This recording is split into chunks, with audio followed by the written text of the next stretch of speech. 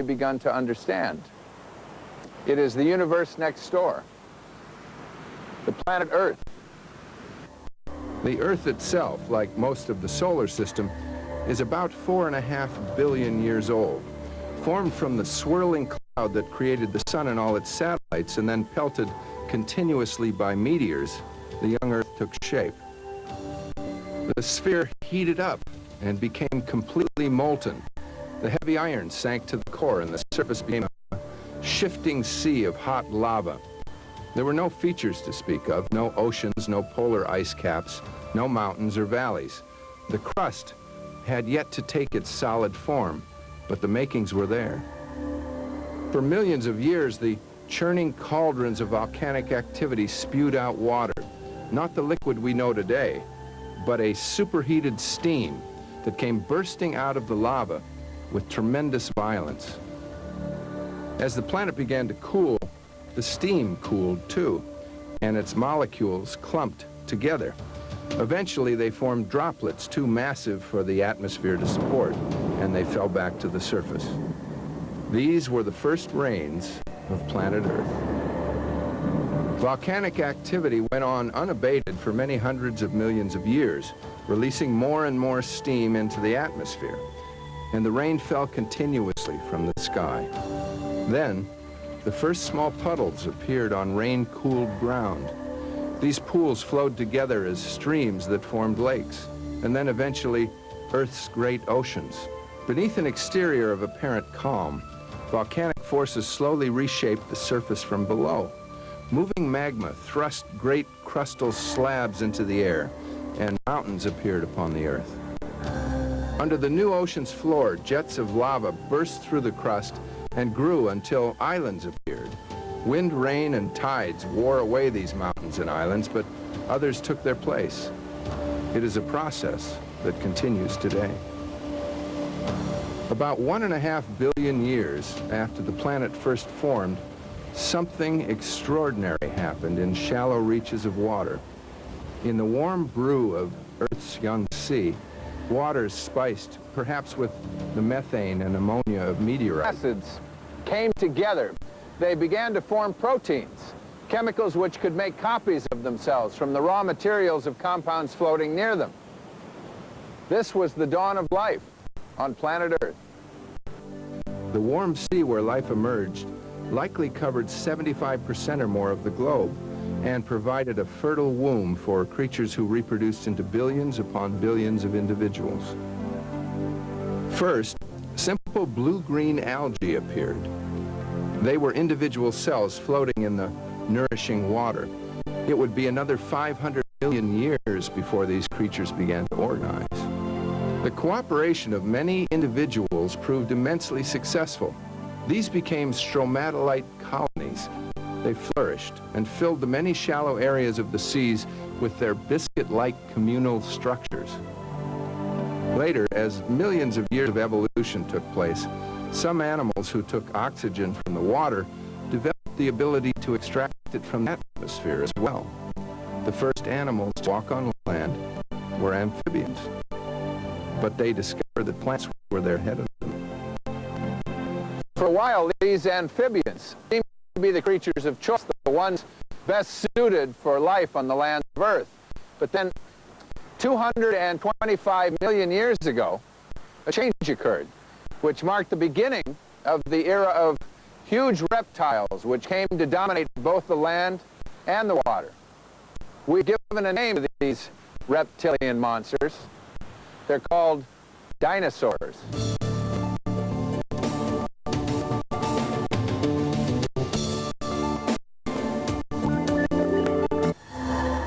The dinosaurs ruled the Earth for a period of about 160 million years. But some 65 million years ago, nearly all of them became extinct.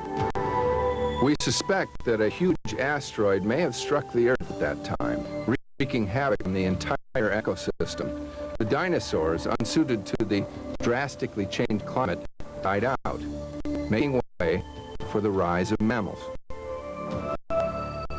3,100,000,000 years after the first life was created, creatures that would evolve into the most fearsome animal of all, made their appearance in the dense growth of the African jungle.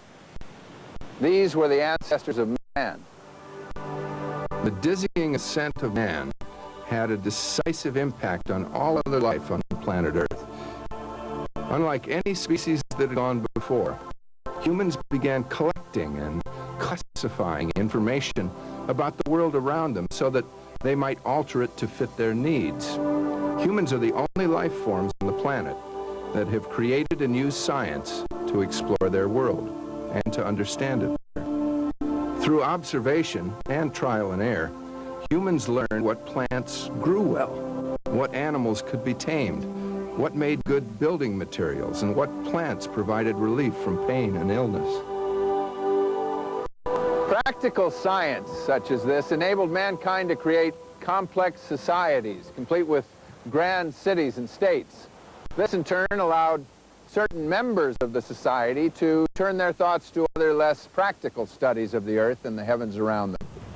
Questions were raised and scientifically tested as to why the earth worked the way it did, what forces were driving it, and most importantly, where it came from. This is a study that continues today. So, what have we learned over the last 5,000 years about our planet? What understandings have we reached? And most importantly, what have we yet to learn?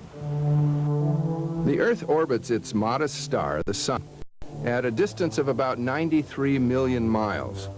It tilts on its axis at 24.4 degrees. This tilt changes subtly over time, which may contribute to the ice ages that our planet undergoes every 10,000 years or so. Our modest atmosphere extends about 250 miles above the surface. It contains 78% nitrogen, a little over 20% oxygen, a little carbon dioxide, and traces of numerous other gases. This atmosphere is unlike anything else in the solar system in that it is both the product and the parent of life as we know it.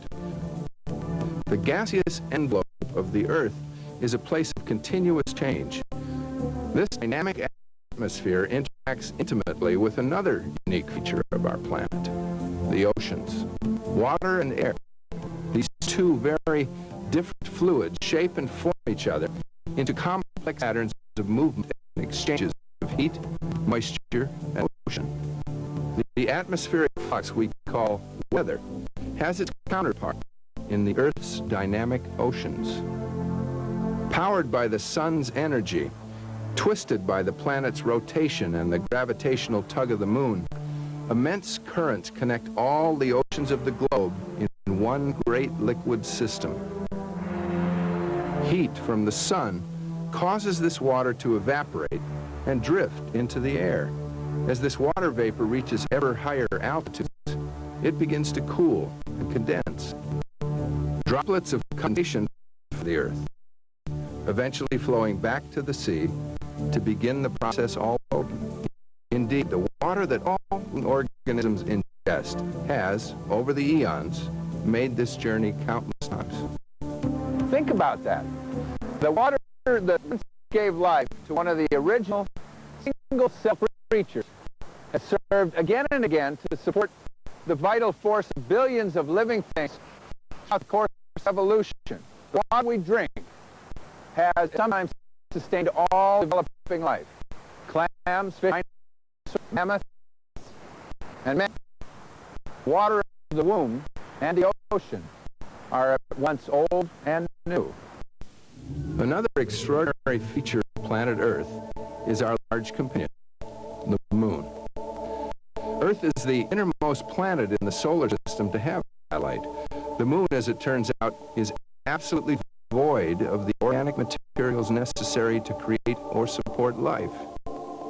Our moon has been the focus of man's imagination for thousands of years. It's something to look at the moon, like an old friend that's always going to be there. Well, don't get too comfortable. You see, the moon is on an expanding orbit around the Earth, and gradually it's escaping the Earth's gravitational pull. We'll see the first effects in about 50,000 years when total eclipses no longer occur. Eventually, the moon will leave us entirely. and take off in its own orbit out into the solar system. Ours is a planet of constant reformation. The movement of the Earth's continents, its volcanoes, and its wind and rain all continually mold and remold the face of the planet. The Earth's crust is not as solid as we imagine. In fact, it is broken up into several pieces called tectonic plates, which float on a sea of intensely hot liquid rock known as magma.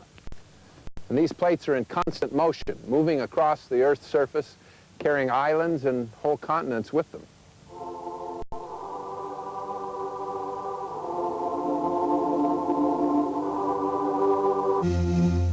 The land masses of the Earth have moved so much that a map of the world from several million years ago is virtually unrecognizable.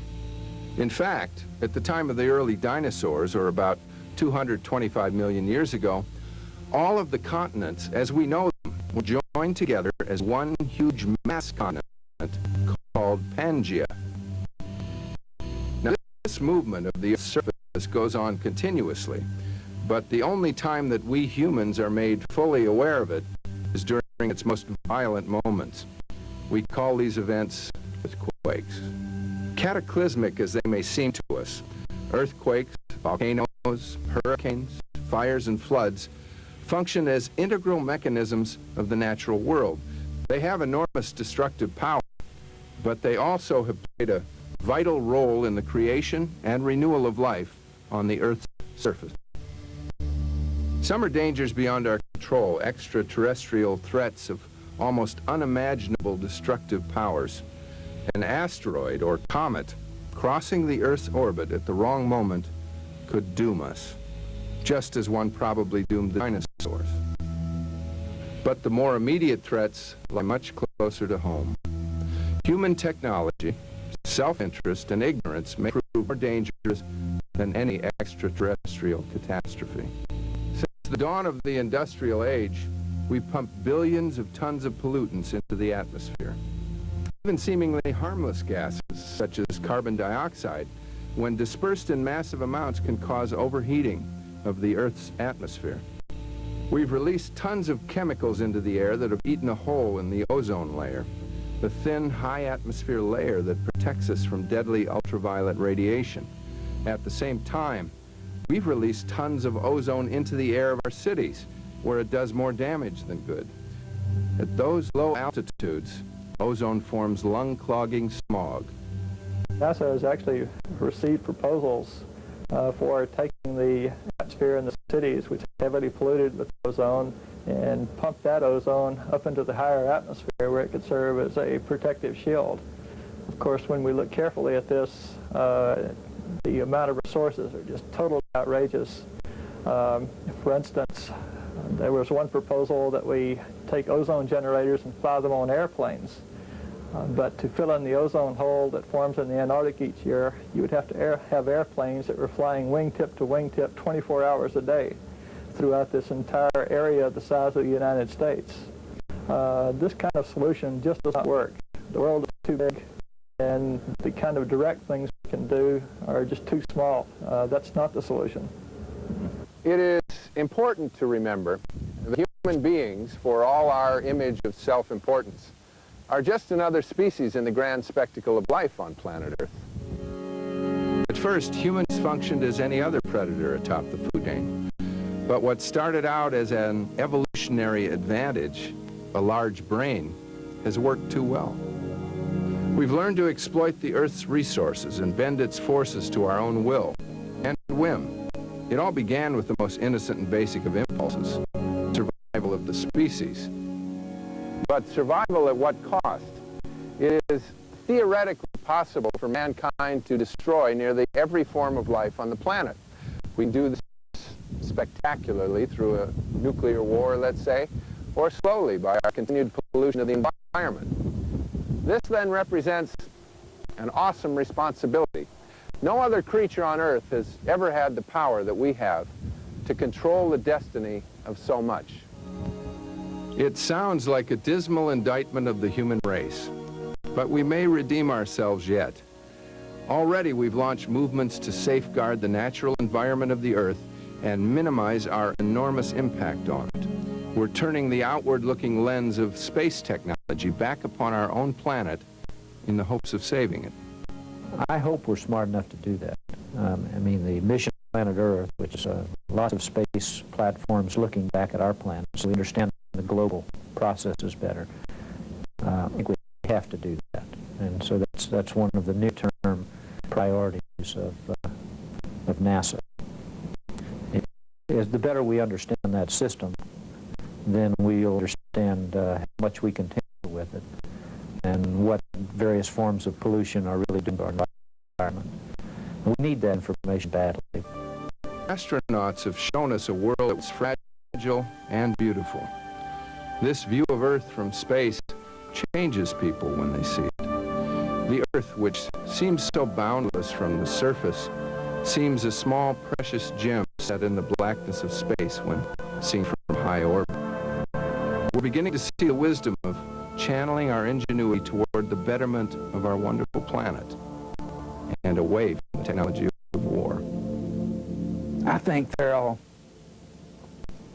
be so much energy in the human race that it will conquer frontiers at a much more rapid rate than we have even in the past.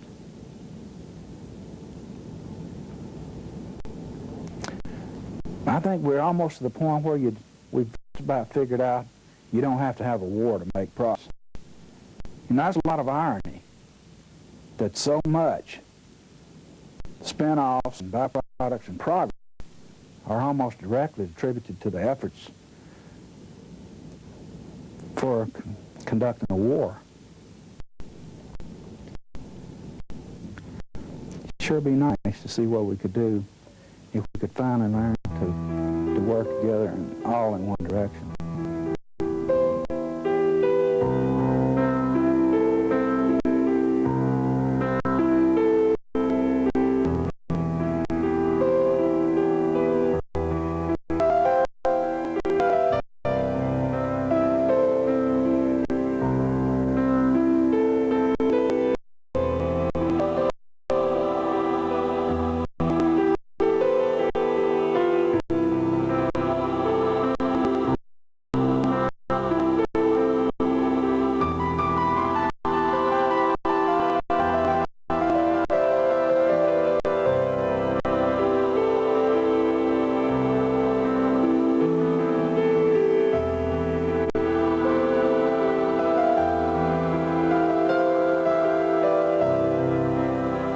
The dinosaurs at one time were the dominant animals of the Earth. They flourished for 160 million years, but because they lacked the ability to foresee changes in their environment, they all perished, never to be seen again. As the most intelligent creatures ever to evolve on this planet, we should learn from the dinosaurs. We must study and develop an understanding of exactly how the Earth works. To do that is to ensure our own extinction. As we have seen, the Earth can be either a delirious heaven or an unmitigated hell. It is for us to decide exactly where we want to live.